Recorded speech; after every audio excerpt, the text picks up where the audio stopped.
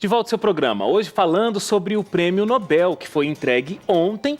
Então a gente está explicando quais são todas as implicações desse prêmio, como ele funciona. E a gente vai relembrar agora alguns ganhadores bastante conhecidos do Prêmio Nobel. O primeiro deles, que você vai ver a foto aí, é alguém que está sendo bastante lembrado nesses últimos dias. Perdemos recentemente o Nelson Mandela. Ele recebeu o Prêmio Nobel da Paz em 1993.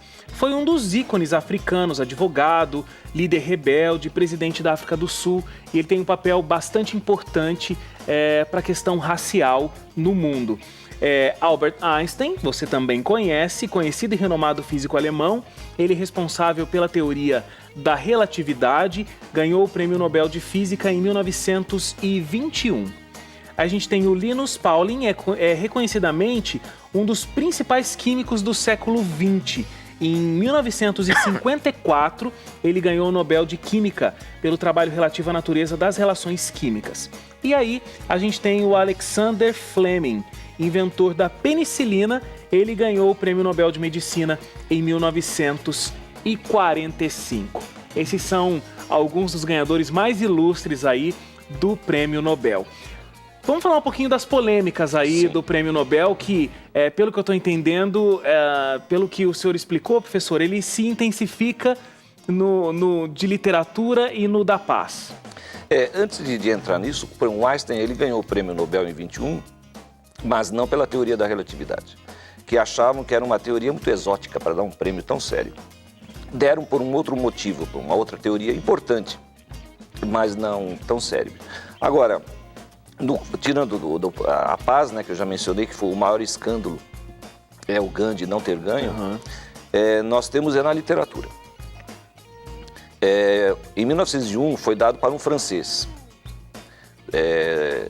mas as pessoas acham assim, mas por que não deram para o Émile Zola, né, que morreu depois em 1904?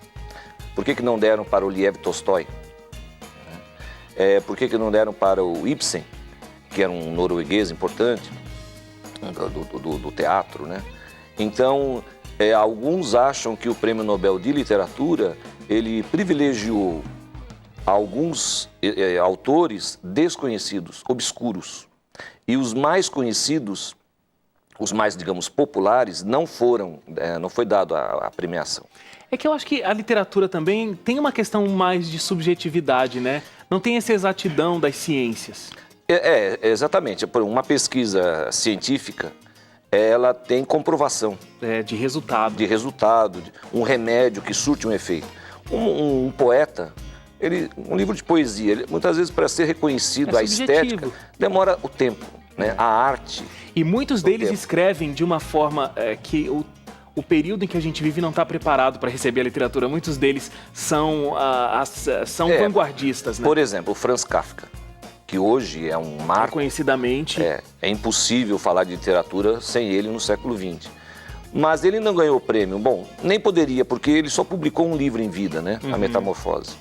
O Castelo e o Processo só foram publicados após sua morte. Agora, e os preconceitos de países diferentes, nacionalidades diferentes? Existe? Eu conheço muita gente, por exemplo, que diz que muitos autores brasileiros, se não fossem brasileiros, seriam ganhadores de prêmios Nobel. Mais ou menos, não existe assim um preconceito. No caso específico do Brasil, que seria interessante nós gastarmos um tempo, o Brasil já teve várias pessoas indicadas, né? Inclusive, para esse programa eu fiz aqui um levantamento, não sei se eu posso ler rapidamente alguns nomes célebres.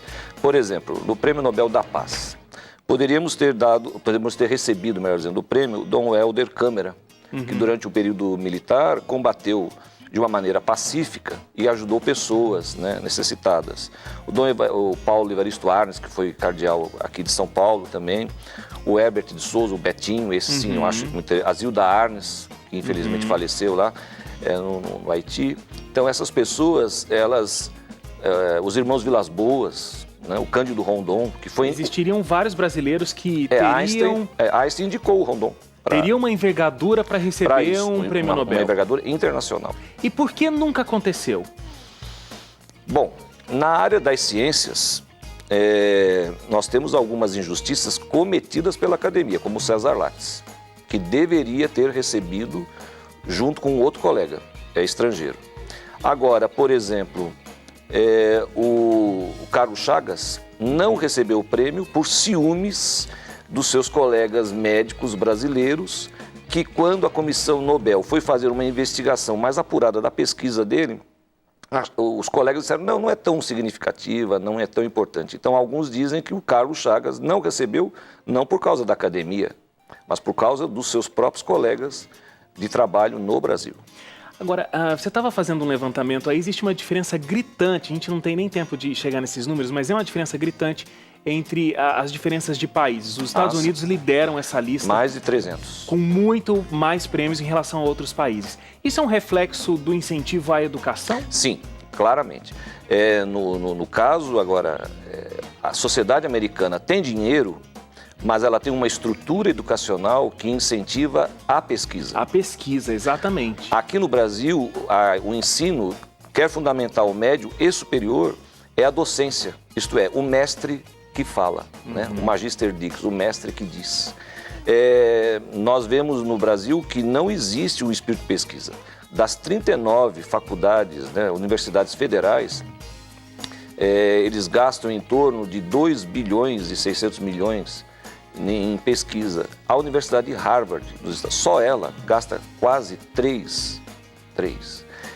Tanto que a Universidade de Harvard é a universidade que tem a maior concentração de Nobel, 28 prêmios, né, na área de ciências, etc. Então, agora, existe uma característica sociológica do Brasil. Nós somos um país da oralidade. Nós podemos ver que nós nos destacamos nos esportes e também na televisão. A Fernanda Montenegro recentemente recebeu um prêmio internacional merecido. Então, o brasileiro, ele não tem uma estrutura, ou pelo menos não foi estruturado para ficar ali durante 10, 15 anos pesquisando um detalhe. Você perguntou qual a importância do prêmio para a nossa vida cotidiana. Exatamente. É fundamental, porque se um indivíduo que está ali 10, 20, 30 anos gastando a sua vida naquele laboratório, ele ainda recebe um incentivo desse e vai receber ainda um incentivo financeiro para ele gastar o resto da vida dele de uma maneira mais tranquila, sem se preocupar com contas do cotidiano, é muito importante. E aí ele vai descobrir cura para doenças, vai descobrir vacinas, remédios, e isso só falando da área de medicina, mas todas essas outras áreas que estão inseridas. Por exemplo, o Carlos Chagas, o que ele não teria feito da vida dele se ele tivesse tido mais dinheiro? Exatamente. Para poder... Eu creio que ele iria gastar com mais pesquisa. Geralmente, cientistas, literatos, são pessoas idealistas. Vivem para servir a humanidade, né?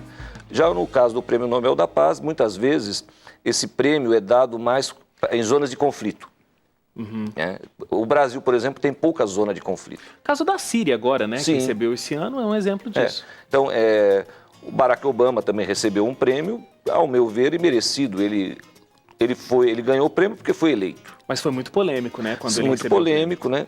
E depois, agora, o seu primeiro e segundo mandato demonstra o quê? Que o governo dele está envolvido em escutas telefônicas, Guantánamo está ainda ativado, né? Invasão de países que não estão de acordo com a linha de pensamento dos Estados Unidos. Um prêmio merecido. Muito bem. Professor, quero agradecer a sua participação. Prazer. Olha, conversei aqui com o professor Francisco Carlos Ribeiro, que é historiador. Muito obrigado pela sua participação mais uma vez aqui com a gente. Obrigado pelo convite. Legal ter conversado aqui sobre esse prêmio, poder descobrir qual a importância dele para a sociedade, para a nossa vida, né, como indivíduos, e a gente, de repente, poder acompanhar melhor quem são essas pessoas, esses ganhadores dos prêmios, acompanhar com mais propriedade quando essa notícia surgir aí nos noticiários no ano que vem. Quero agradecer a sua audiência, quero agradecer a sua participação. Amanhã aqui no seu programa a gente vai estar ao vivo às 5 horas da tarde e a gente vai falar sobre água, não é isso, Leilani? Então a gente espera a sua participação. Você sabe que água é um líquido importantíssimo para a nossa saúde, para o nosso planeta, e é sobre ele que a gente vai conversar amanhã. Um grande abraço para você, muito obrigado pela sua audiência, pela sua participação. Tô te esperando amanhã, ao vivo, aqui no seu programa. Até lá, tchau, tchau.